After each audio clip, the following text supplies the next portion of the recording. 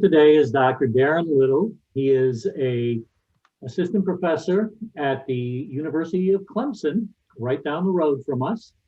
Darren began his academic career at the Wake Forest University, where he got his Bachelor of Arts in Theater and History. Go Deeks. He then moved on and got his Master of Arts in Communication, also from Wake Forest University, and then came to Clemson University, where he got his Doctors of Philosophy and Educational Leadership. While he was going to both Wake Forest and Clemson, he was a graduate teaching assistant and began his career as a lecturer in 2007 through 2011 at Clemson, and then became an assistant professor in 2011 to the present. We became aware, he is married, lives in Clemson, says he's a lifelong resident of the Clemson area, lives there with his wife and 2 children, and if he has the ability and time, he enjoys the outside activities when he can find the time to do so. He came to the attention of our Lunch and Learn committee when we saw a couple articles about he and his colleague, Patrick Warren, who were working with Clemson University students and trying to identify misinformation that's available very readily on the internet out there.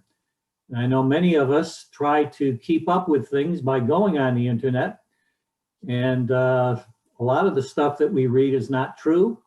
And Darren's going to talk to us a little bit as a way to maybe how we can figure out these things, if they are true and if they're fake, and how it's done and why it's done. So I'll turn it over to Darren to let him talk to us. Thank you for coming today, Darren.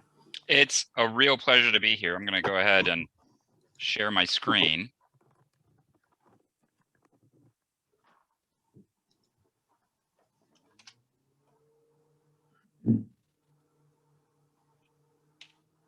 Can y'all see that? Yes. Excellent. So here at Clemson, we've been studying social media disinformation for the past 4 years. I've studied social media since about 2012. I got my PhD right about the time when social media was first becoming a thing. And so, you know, I've always been attracted to the hip new wow thing.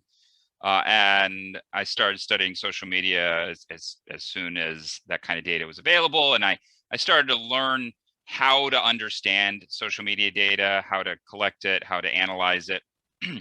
And so when we became aware of disinformation occurring on social media, specifically state-sponsored disinformation, which is what we focus on here at Clemson, I became particularly interested in it, and we have a tool here at Clemson called Social Studio. It's a platform owned by the Salesforce Corporation, and it at the time back in 2017 allowed us to collect, if you used it in ways that it wasn't really intended to be used, to be quite honest. It's really a PR and marketing sort of platform to allow companies to, you know, do brand analysis and understand what people are saying about their brand on social media.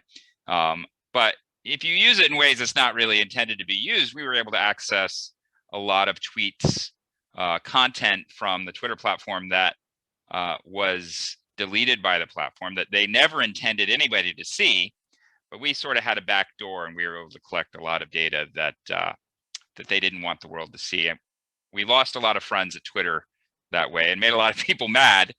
But we were able in 2017 to use a set of accounts that the House Intelligence Committee released publicly, the names of accounts that Twitter had attributed to the Russian Internet Research Agency as having been involved in trying to influence attitudes here in the United States during the 2016 election.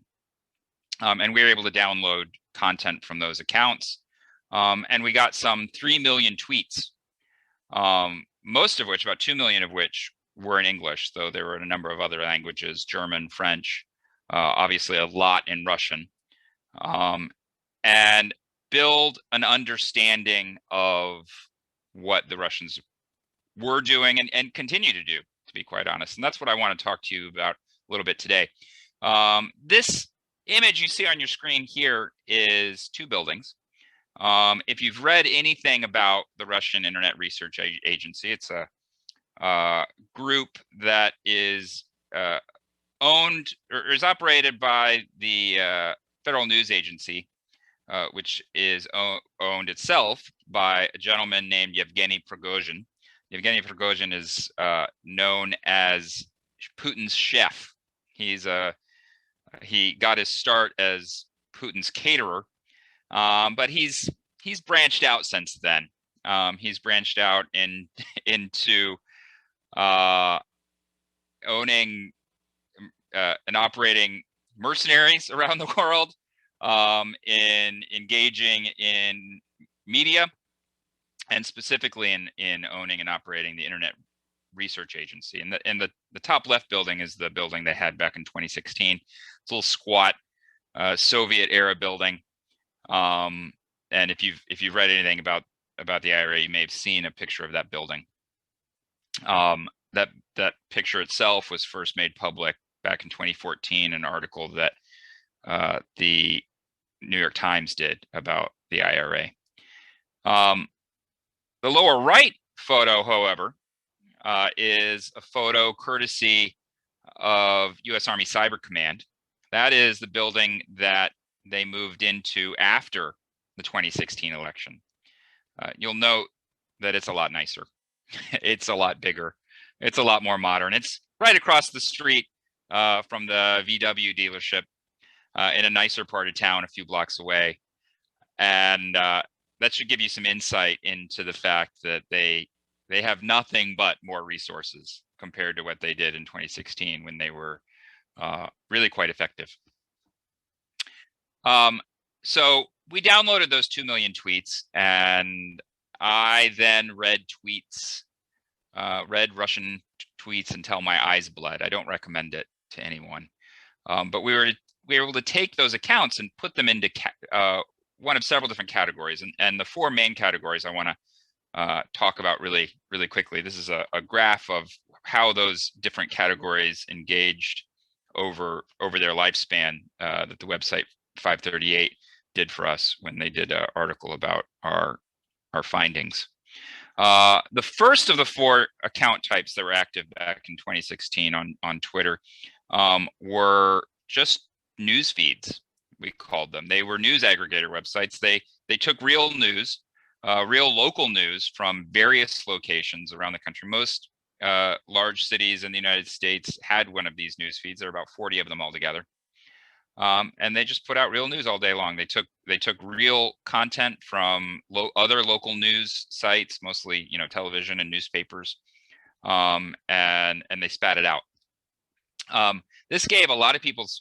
It took folks a long time to really figure out what these accounts were doing, and I don't want to talk too much about these. We don't have a lot of time today, but we discovered recently in some research we're about to have published, excuse me, that what they were doing, there was that people were hypothesizing all different things that these accounts were doing, whether they were like waiting in order to plant fake news, or whether they were using them to collect data somehow on other users. But what we discovered they were doing was actually selecting the news for their readers. They were engaging what we call in communication discipline agenda setting, which was they were taking news that was particularly divisive, particularly scary, especially racially divisive news, and highlighting that news, especially in the months before the election.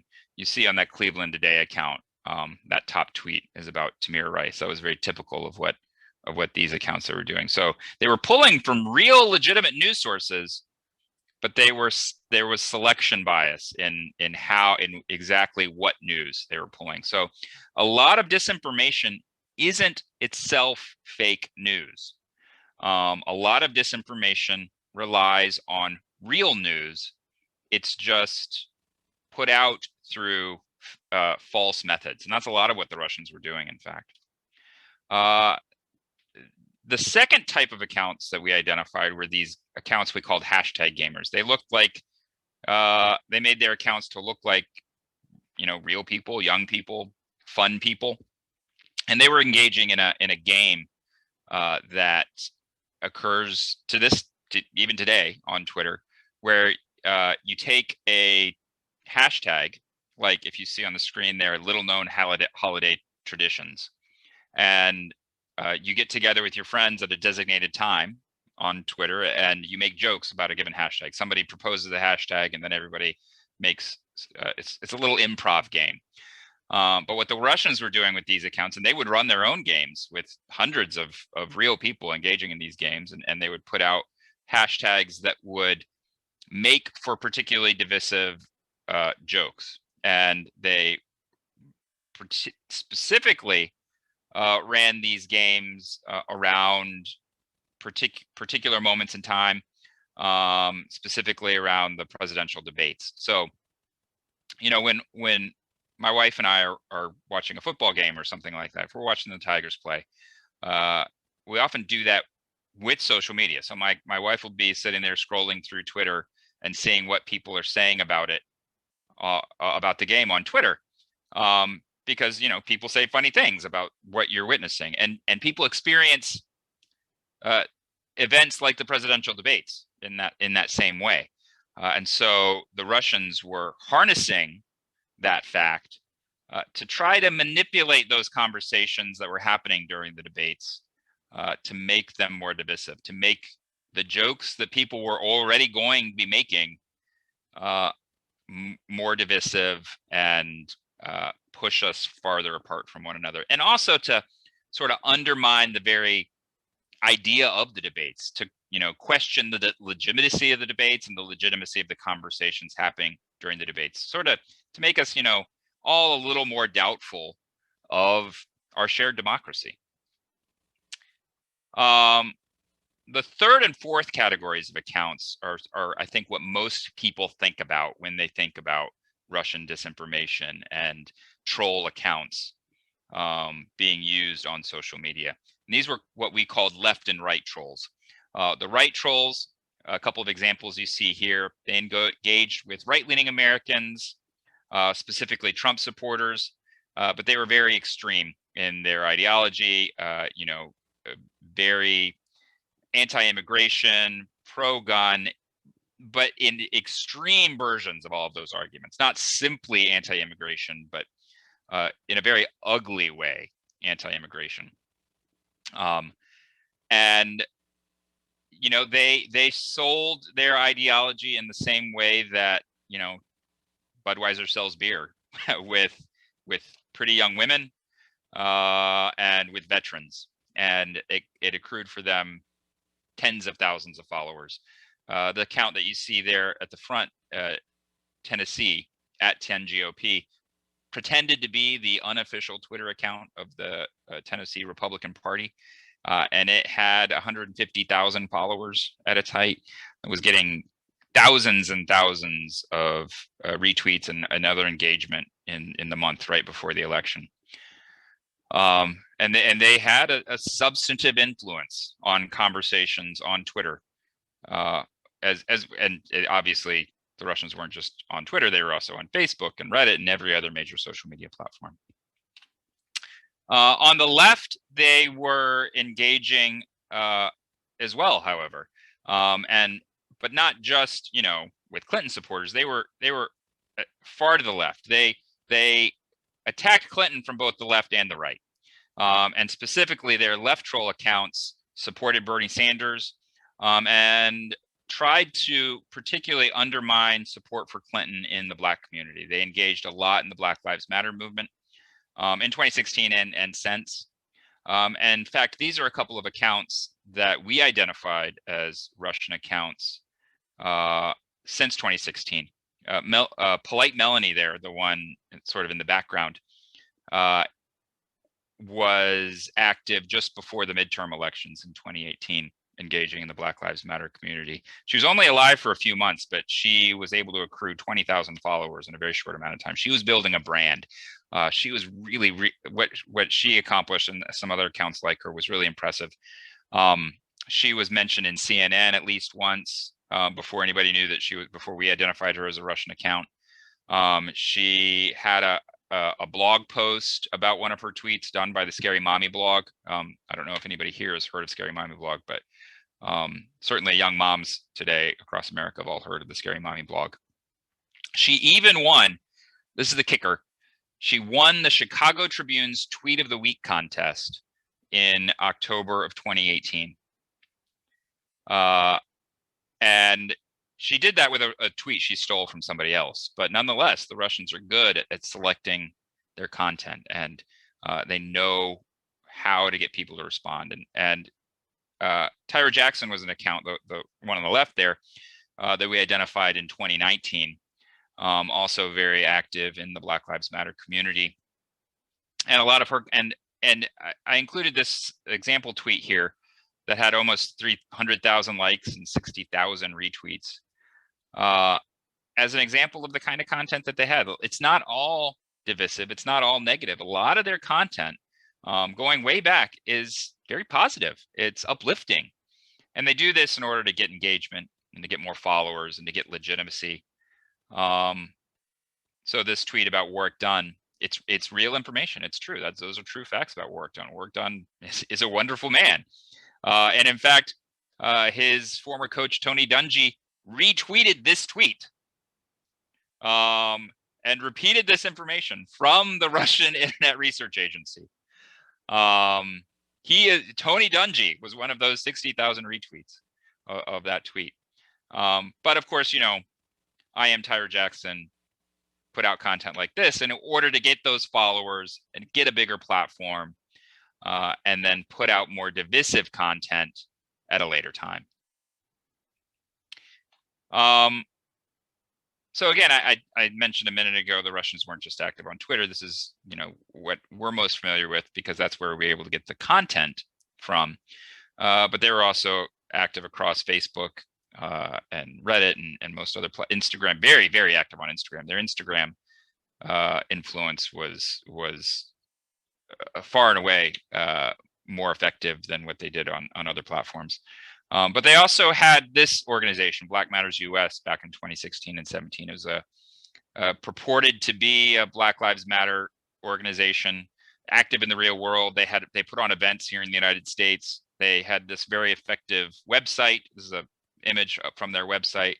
Black Matters US had a Twitter page, a Facebook page, an Instagram page. They put out a newsletter. They had you could donate to Black Matters US, and it was all just a front organization for the Internet Research Agency to push the Black Lives Matter conversation into a more political and more extreme direction than it was already going, and again to undermine support among the Black community for more moderate political individuals. This is a selection of accounts that we identified active in 2020 during the midterm elections, and that we identified as Russian accounts in the run-up to the 2020 election. Again, you see here that these accounts were doing very much the same thing they were doing back in 2016. They were active across the political spectrum on the left and the right, in different particular ideological groups, in different cultural groups. But what's really fun, I say fun, I shouldn't say fun. It's fun for me because I spend too much time looking at this sort of thing. But what's interesting and would be interesting to you is that most of the people you see here, of these 7 images, 4 of them, well, 2 of them obviously aren't real people because they're just drawings. But 4 of the 5 real people don't exist. I mean, none of these people exist. They're all fake profiles. They're all troll accounts with made up names. But the pictures are what we call GAN-generated pictures. They're composites of other pictures taken online. So they're not just, they used to just steal pictures from other places but people started to catch on to that because you could identify where they stole their pictures from. But there's websites where you can go to create a picture, a very realistic looking picture of a person that is not a real person, where the person does not exist. You can go there now. It's called thispersondoesnotexist.com.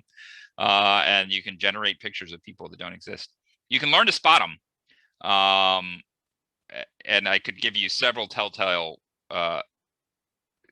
reasons why I know that Harmony Anderson, Latino, that Gonzalez, Carrie Ash Kern, and David Lang are all not real images of real people. But it's amazing how far technology has come just in the 4 years since I started studying disinformation.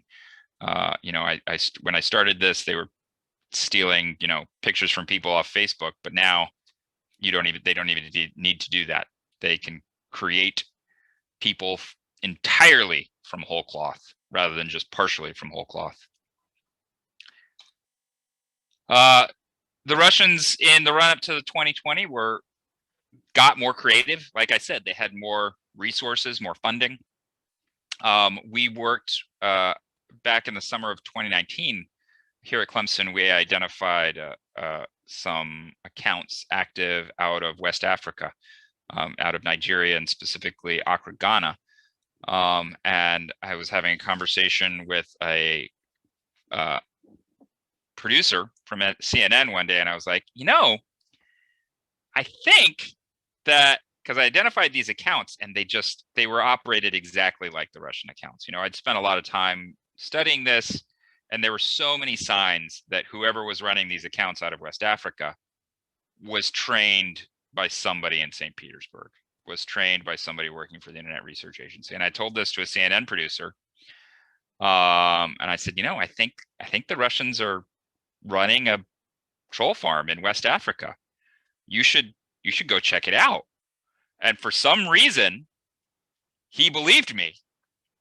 And they went to West Africa and they found it. They identified it, and it was shut down. It was actually shut down before they got there, because, you know, CNN weren't the only individuals I told that the Russians were running a troll farm out of West Africa. But I point this out just to say that you know, this has become a global epidemic. It's not just Russia anymore. It is also China, Iran, Venezuela, Saudi Arabia. There are 18 different countries that have been identified running troll farms of various forms, and many, many other countries just hiring PR companies to do it for them. This is an example of the sort of work that Iran does. Iran's probably, you know, nobody's better at this than Russia, but Iran is probably the second best from what I've seen. If you look at this website that Iran built back in 2019, you'll see it bears a striking similarity to the work of the Russian Internet Research Agency, and they're engaging in a lot of these same conversations with the same groups of people here in the United States. For different ends, obviously. Iran's goals are different than those of the Russians. But, you know, the broader impact is the same, for us to distrust our own systems, to distrust our own democracy, and to distrust one another. Those are certainly in the best interests of both Iran and Russia. This slide is an example of a few different types of accounts that we've started to see since disinformation has broadened out from just the work of the Russians in the past 4 years. The top left, the one that says Red Wave, Vote Republican, that was from a group of accounts that were active right before the election, and actually just after the 2020 election as well. Incredibly effective group of accounts pretending to be Black Trump supporters.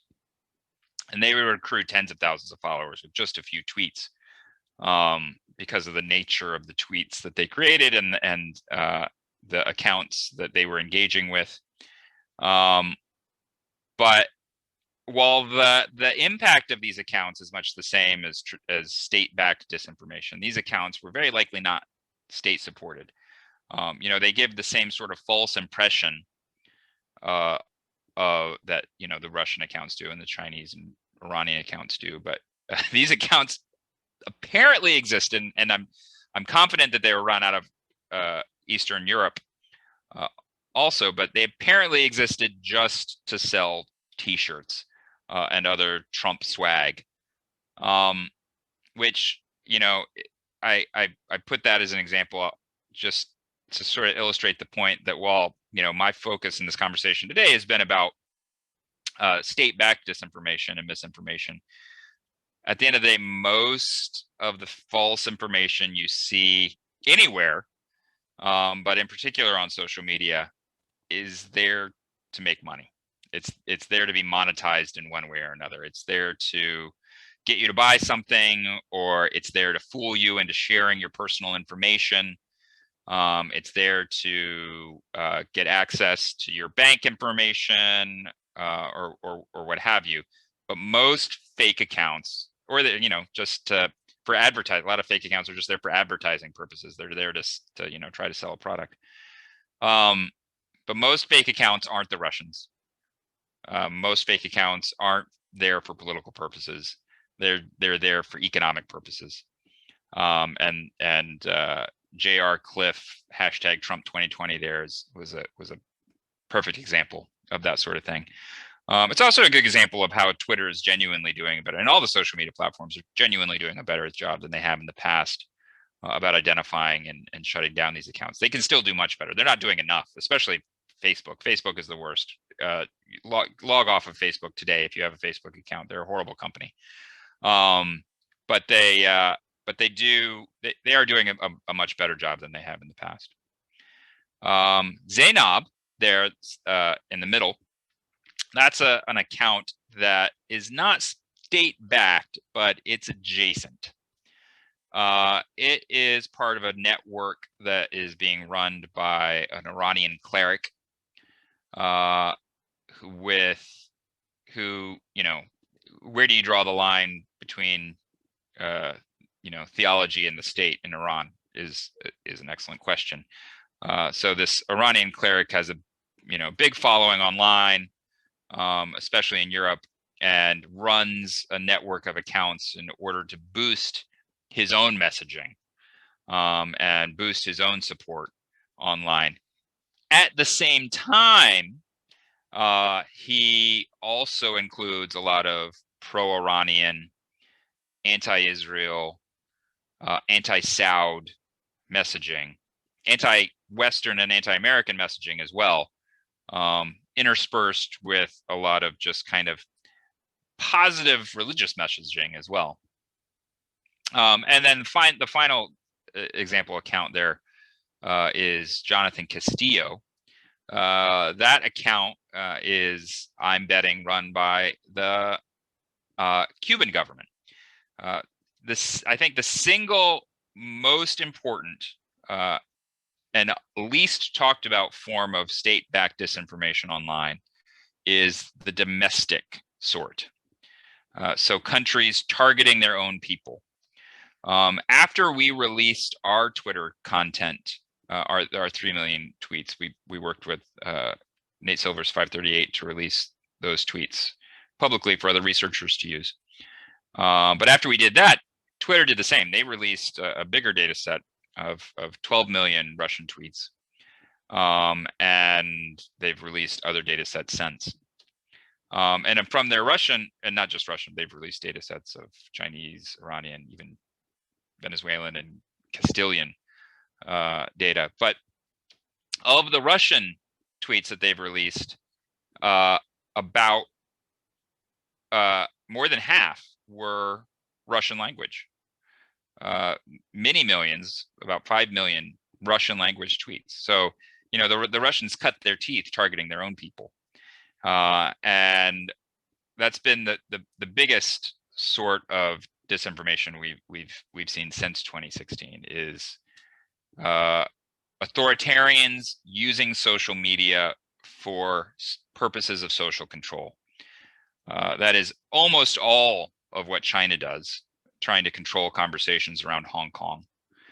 It's most of what Russia does. It's what Cuba does. It's what Venezuela does. Every authoritarian regime. It's certainly what Iran does. Every authoritarian regime in the country, or in the globe, uh, knows that social media can be used as a democratizing tool, can be used by subversives in their own country to try to organize dissent in the same way that the Arab Spring did.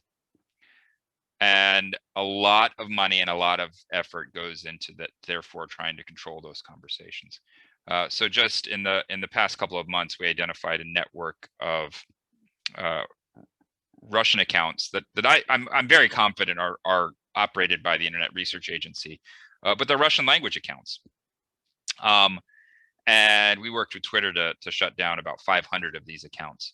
But what's interesting about them is that, you know, the work they do targeting the United States, they also take those same messages and target their own people with those messages as well in Russian language, to try to control the narratives, not only about their own country. So these accounts that we identified in the Russian languages, we're talking a lot about Navalny, the Russian dissident who recently returned to Russia, talking a lot about COVID, trying to control the conversation about COVID-19 in Russia. But they also talk a lot about the West, and try to make the Russians believe that, you know, it's not so bad being a Russian. You're certainly better off than they are in the West, because the West, they're lying to you. The West doesn't have it together. They're horrible to their own people. And these messages are a couple of examples of that. You know, they frame Joe Biden as a coward and corrupt. And they talk about, you know, the events on January 6th as an example of totalitarianism in the West. I saw a lot of messages very much like this. We're sort of implying that you know, all of these folks that attacked the Capitol were disappearing.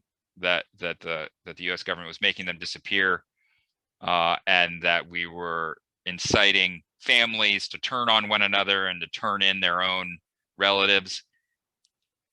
You know, those themes sound very familiar, don't they? Because that's the sort of thing that the Soviets did to one another in years gone by, and they're trying to turn those same narratives around and accuse the United States of engaging in that same behavior, all to placate the Russian people and to sort of foment the support for Putin, and for purposes of social control.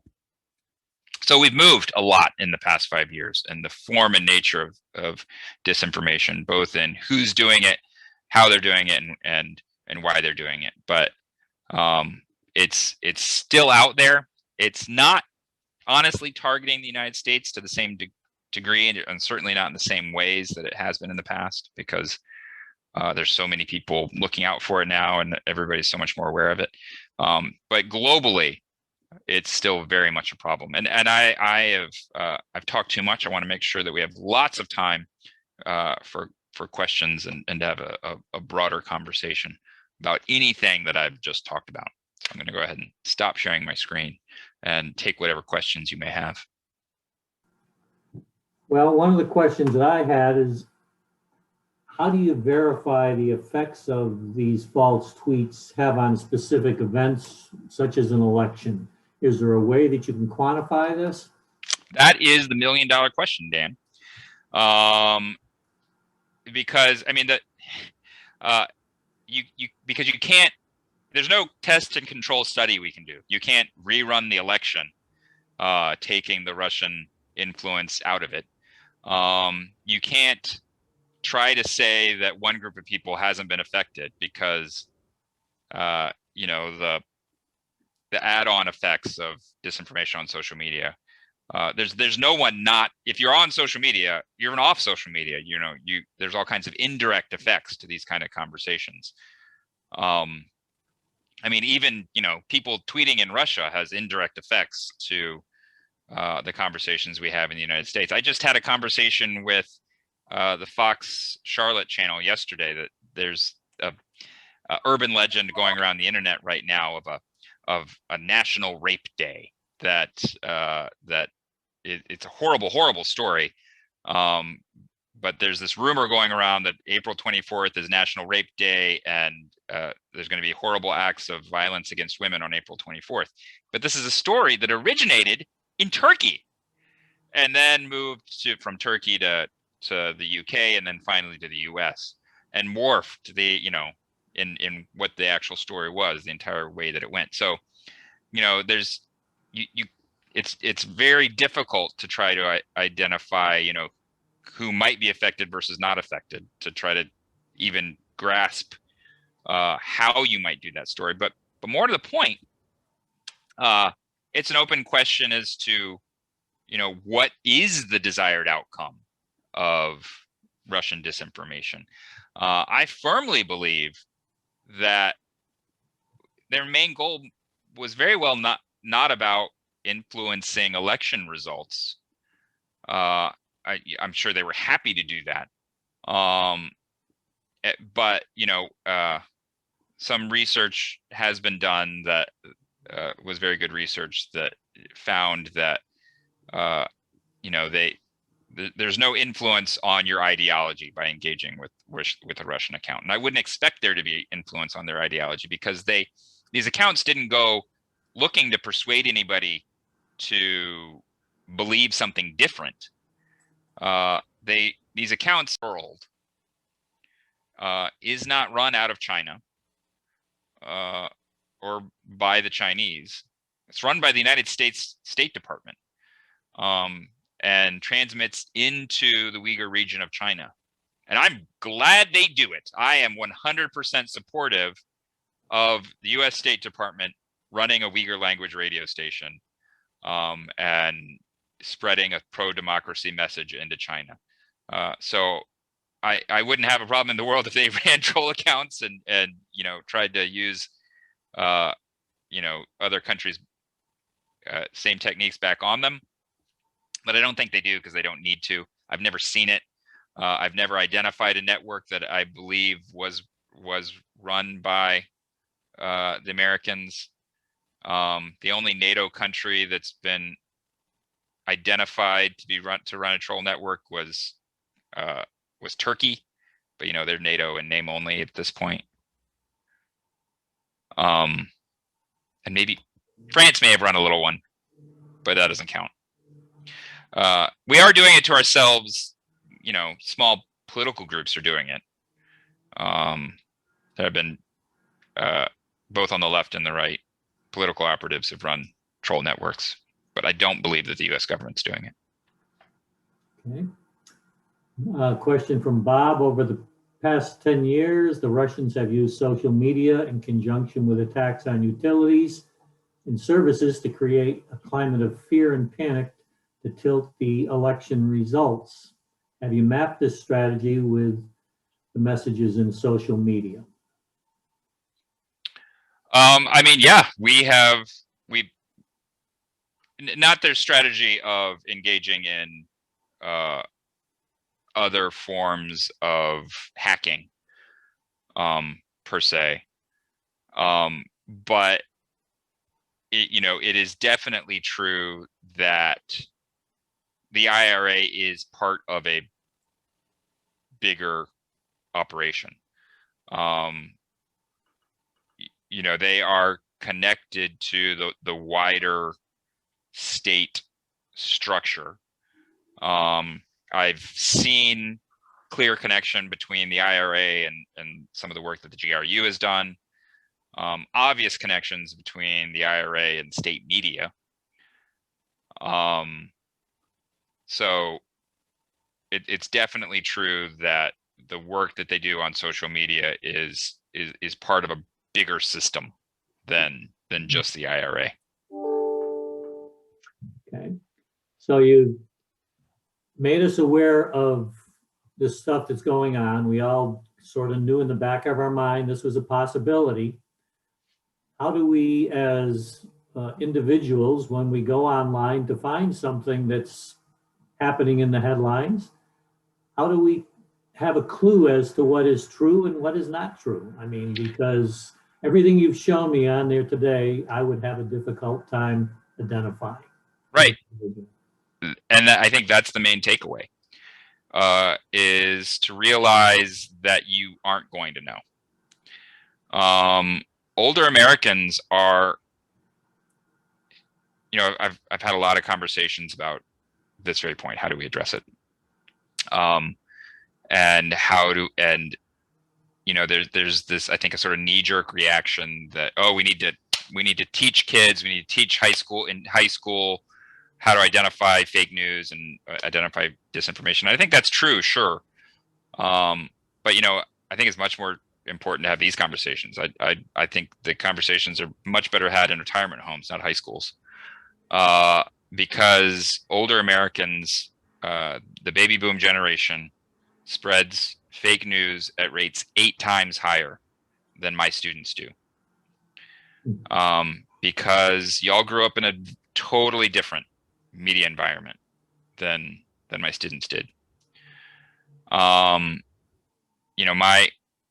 My students assume that they're being lied to, and are therefore much less likely to spread fake news, because they grew up engaging with media in a very different way. So I think that the main recommendation I give people is to stop treating the digital world, stop treating social media like it's any different.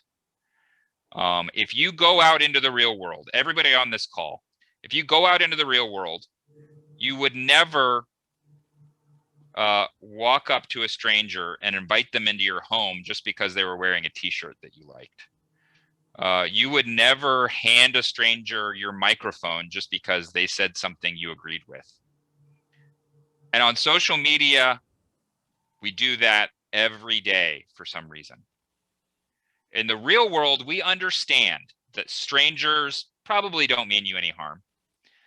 And most strangers are who they say they are. And that's true in the digital world too. But we still treat strangers like strangers in the real world. And you need to start treating strangers like strangers in the digital world as well, because that's what they are. They're strangers. You don't know them. You don't know who, you have your friends and then there's strangers and you treat them differently. But for some reason, people don't understand that fundamental difference online. Okay. And one last question. You said you could tell us this person does not exist. What are some of the telltale signs that they are a fake person? That would be one way you could maybe identify something. If the references to those photos that I was talking about too, the GAN generated photos, a lot of it has to do with the background. The computer programs that they have right now are really good at generating a face because that's what the program is fine-tuned to do. But they're not good at all at generating random backgrounds to the face. So you'll get these backgrounds that are all morphed and weird and smudgy with a really lovely face out in front. A lot of it also has to do with the eyes. The eyes are always right in the middle, right smack dab in the middle of the photo, centered, because the computer program starts with the eyes and builds a face around the eyes. Sometimes you'll spot little inaccuracies. I had a lovely Cuban account that I identified that it was building a face. And so the way these programs work is they'll take other photos and build a face out of a combination of other photos. And sometimes one of those photos might be wearing glasses. And so I had this lovely photo of part of a rim of glasses, but it didn't complete the glasses. Let me share this screen with you again. And go. This picture right here of Jonathan Castillo is actually a combination of two real Jonathans, Jonathan Timberlake and another famous Jonathan. I'm blanking on the other Jonathan's name. Jonathan Timberlake and I'm blanking on the name, but it's two famous people. This photo is a combination of them. So when you see that and you realize who the two famous people, like if I showed this picture to my students and they immediately were able to say, oh, that's Timberlake and I forget the other person. Wait till you get to be the age of the audience here. You're going to have even more trouble. Right. Okay, well, I think that sometimes we all long for the old days when we could trust Uncle Walter with the news and we believed him. And it just shows how the changes, we all fight it, and sometimes there's a reason not to enjoy it sometimes. So thank you very much for coming to speak to us today, Darren. It's been very enlightening and also very frightening too. So that was my goal. you did a great job. Wonderful. It was a real pleasure. All right. Thanks again for doing Thanks, this. Dan. And we all appreciate it. Take care, everyone. Thank you. Jason, Thank you. Excellent. Thanks, Heidi. Thank you. Thank you. Excellent. Really great. Thank you. Have a great next class, everyone. All right. Take care, everyone. I'm signing Bye. this off. Take care, Thank Dan. you. Thank you again.